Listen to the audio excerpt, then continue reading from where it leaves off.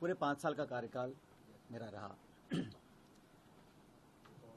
इस कार्यकाल में सरकार वसुंधरा जी की थी और 163 के बहुमत के साथ एक मजबूत सरकार राजस्थान में बनी थी।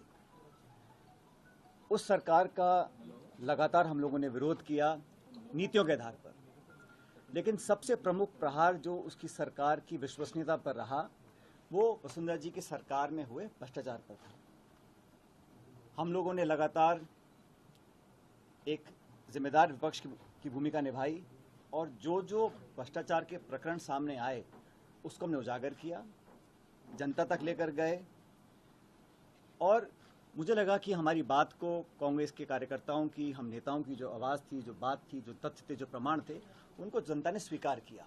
यही कारण था कि 5 साल की सरकार के बाद जब चुनाव हुए तो जनता ने हमारे बातों पर विश्वास किया और 163 से वो 70-71 पर आके रुक गए थे। इस पूरे कार्यकाल में जो आरोप लगे वसुंधरा जी की सरकार पर, वो आरोप हम सब लोगों ने मिलकर लगाए, कांग्रेस पार्टी के नेताओं ने, मैंने अध्यक्ष के नाते और तमाम सभी नेताओं ने। और हमने ये जनता से वादा किया था कि भाजपा के और वसुंधरा जी के कार्यकाल में जो करप्शन के इश्यूज सामने आए हैं उसका हम प्रभावशाली तरीके से, निष्पक्ष तरीके से जांच करवाएंगे और दोषियों को सजा देंगे। मैंने कभी भी प्रतिशोध की भावना के साथ या द्वेषपूर्ण भावना के साथ कार्रवाई करने पर ना कभी मैं पहले सहमत था, ना आज सहमत हूं। लेकिन ये बात भी सच है कि विपक्ष में रहते हुए हमारी जो विश्वसनीयता थी वो तभी कायम रह सकती है जब हम अपनी बात पर खरा उतरें। इसको लेकर मैं बहुत चिंतित था और आज से लगभग साल, सवा साल पहले मैंने मुख्यमंत्री अशोक गहलोत जी को चिट्ठी लिखी।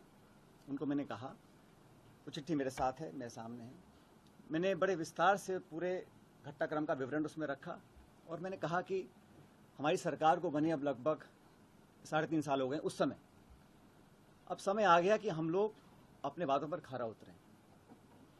जो आरोप हमने लगाए थे, गहलोत जी ने लगाए, मैंने लगाए, भूमाफिया के, शराब माफिया के, खनन माफिया के, 9TP को लेकर, ललित मोदी को लेकर, खान माफिया को लेकर, खान का बड़ा घोटाला हुआ था, वो सारे पब्लिक डोमेन में है।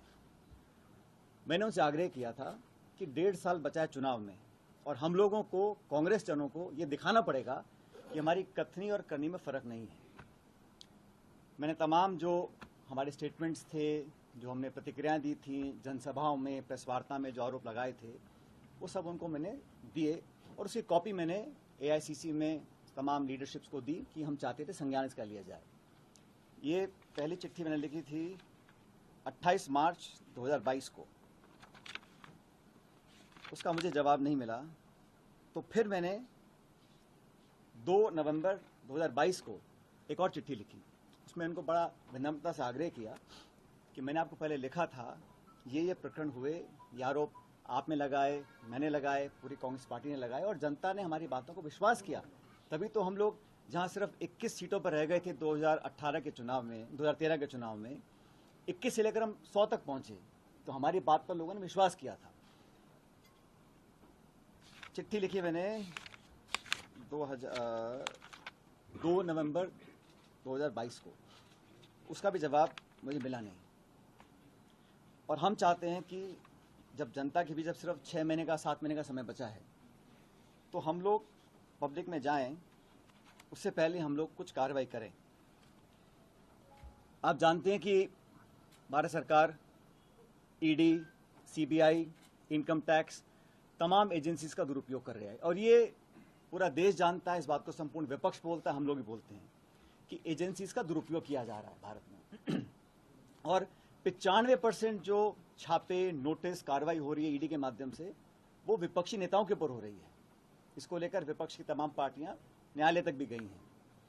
तो एक तरफ तो केंद्र सरकार एजेंसीज का दुरुपयोग कर कर जो कांग्रेस की लीडरशिप है उनको टारगेट कर रही है। अब फर्जी केस बनाए जा रहे हैं, चाहे वो नेशनल हेराल्ड का केस है, चाहे वो यंग इंडियंस का केस है, और मुकदमों में, केसों पे सुनवाई हो रही है, पेशी लग रही है, समन्स आ रहे हैं, नोटिस आ रहे हैं। एक तरफ तो वो ऐसा काम कर रहे हैं और राजस्थान सरकार जो हमारी अपनी सरकार है, यहाँ पर जो हमारे एजेंसी संसाधन हैं उनका हम ना तो सदुपयोग करें ना उपयोग कर रहे हैं। तो ये बड़ा विचित्र मामला था, इसको लेकर बहुत मैं चिंतित था। मैंने ये प्रकरण साल भर से ज़्यादा हो गया, तो आज मैं चाहता हूं कि ये बात पब्लिक डोमेन में जाए, क्योंकि कांग्रेस कार्यकर्ताओं को लगना नहीं चाहिए, पब्लिक को लगना नहीं चाहिए कि हम लोग कहते कुछ है करते कुछ है।